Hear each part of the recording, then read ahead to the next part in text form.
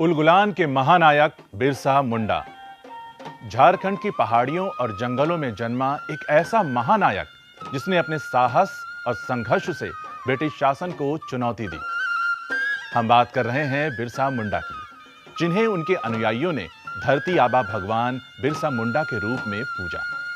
बिरसा मुंडा का जन्म 15 नवंबर 1875 को झारखंड के खूंटी जिले के कुल्लीहातू गांव में हुआ।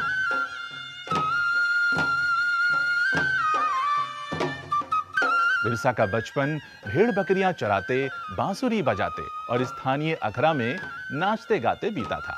उनकी परवरिश मुख्य रूप से बोहंडा के आसपास के जंगलों में हुई। बिरसा का बचपन बेहद गरीबी और संघर्ष में बीता।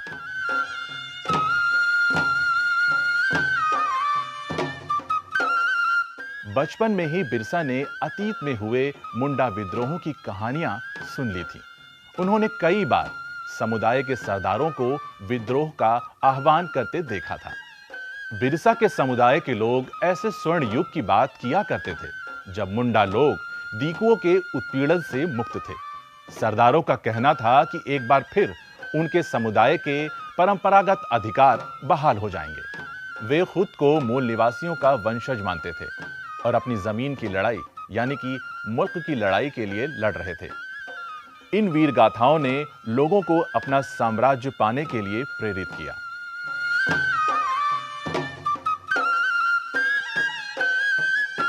बिरसा ने अपने आसपास के अन्याय को देखा और महसूस किया। छोटी सी ही उम्र में उन्होंने देखा कि कैसे उनके समुदाय को विदेशी ताकतें अपने लाभ के लिए शोषित कर रही हैं।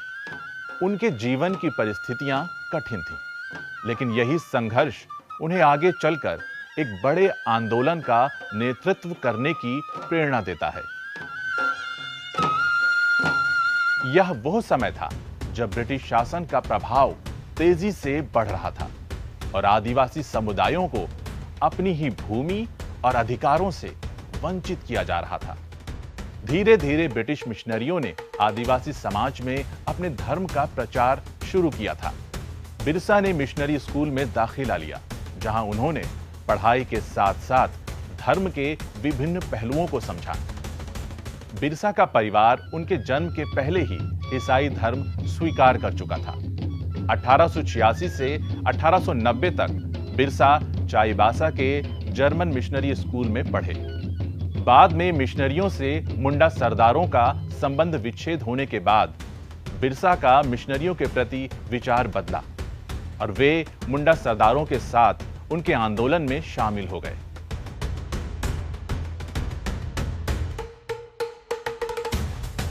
बिरसा के परिवार ने भी जर्मन मिशन धर्म त्याग कर रोमन कैथोलिक धर्म स्वीकार कर लिया। फिर 1891 में बिरसा का परिवार बंदगांव आ गया, जहां बिरसा को वैष्णव धर्मगुरु आनंद पांडे का सानिध्य मिला। वे वैष्णव धर्म के करीब रहे। उन्होंने जनेऊ धारण किया, गोकशी पर प्रतिबंध लगवाया और शुद्धता व दया पर जोर देने लगे। बिरसा ने मुंडाओं से आह्वान किया कि वे शराब पीना छोड़ दें, गांवों को साफ रखें और डायन व जादू टोने में कतई विश्वास न करें। 1895 तक बिरसा को लोग एक मसीहा की तरह देखने लगे थे।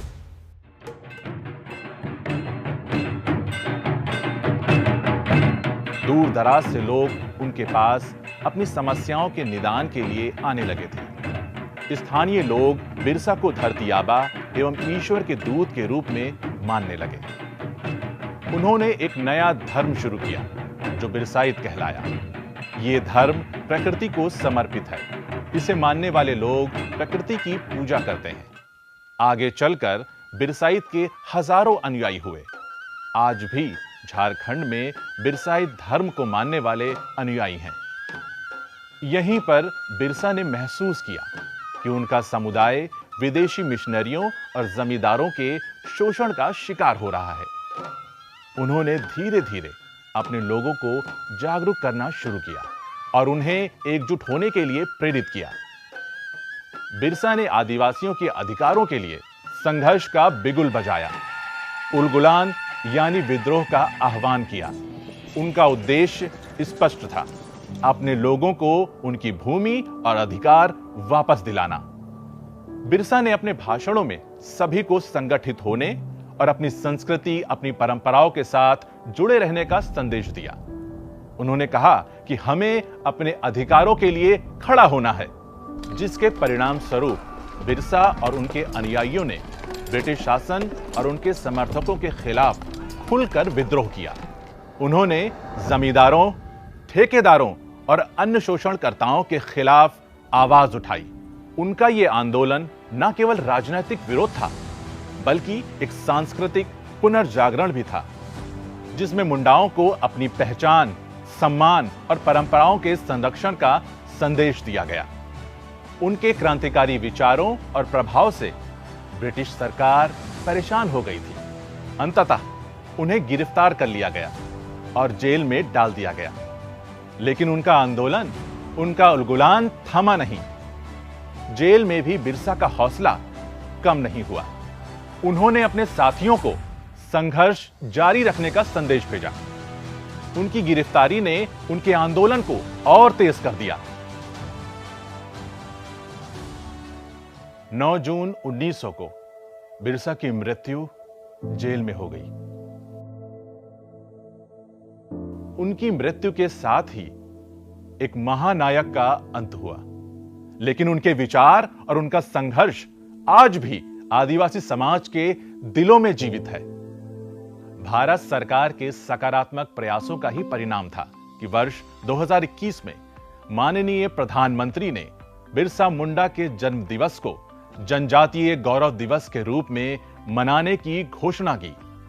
मेरे परिवारजनों, आने वाले 15 नवंबर को पूरा देश जनजातीय गौरव दिवस मनाएगा।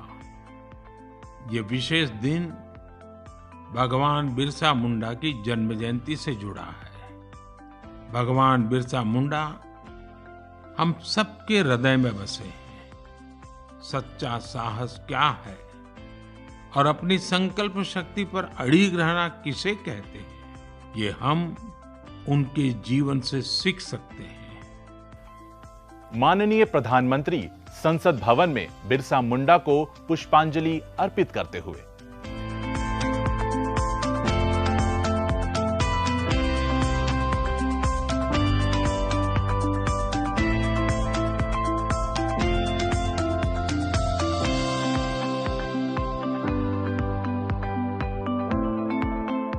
माननीय प्रधानमंत्री ने बिरसा मुंडा के जन्मस्थली उल्लीहातू ग्राम का भ्रमण कर उन्हें श्रद्धांजलि दी।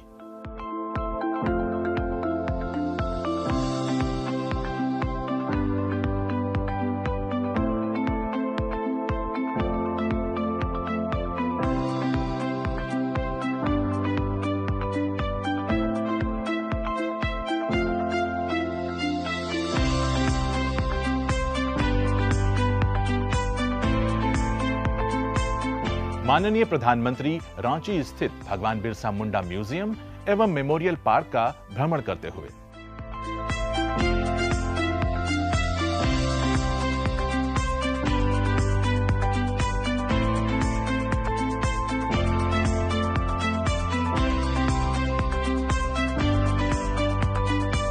स्वतंत्रता दिवस पर माननीय प्रधानमंत्री ने धरती आबा भगवान बिरसा मुंडा को याद किया एवं उनकी 150वीं वर्षगांठ मनाने के साथ साथ हम भारतवासियों को उनके जीवन से प्रेरणा लेने को कहा।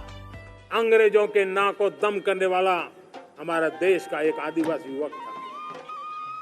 20-22 साल की उम्र में उसने अंग्रेजों के नाक को दम ला दिया था, जिसको आज भगवान बिरसा मुंडा के रूप में लोग पूजा करते हैं। भगवान बिरसा मुंडा की 150वीं जयंती आ रही है। कि हम सबके लिए प्रेरणा का कारण बने। समाज के प्रति छोटा सा छोटा व्यक्ति भी देश के लिए कैसी जज्बात रखता है, उससे बड़ी प्रेरणा भगवान बिरसा मुंडा से अधिक कौन हो सकता है। आइए हम भगवान बिरसा मुंडा की 150वीं जयंती जब मनाएं, संवेदनशीलता का हमारा व्याप बढ़े, समाज के प्रति हमारा ममभाव बने।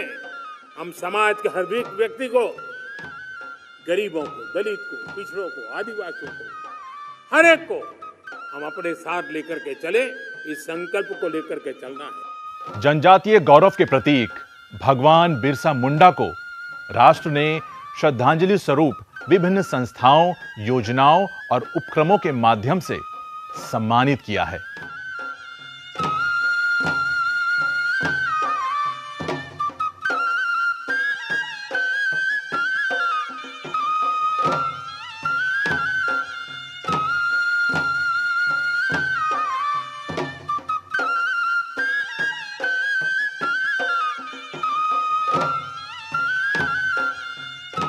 बिरसा मुंडा का बलिदान व्यर्थ नहीं गया। उन्होंने आदिवासी समाज में एक नई चेतना और एक नई जागरूकता जगाई।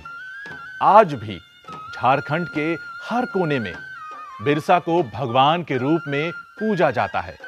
उनके आंदोलन ने उन्हें आदिवासी समाज का मसीहा बना दिया।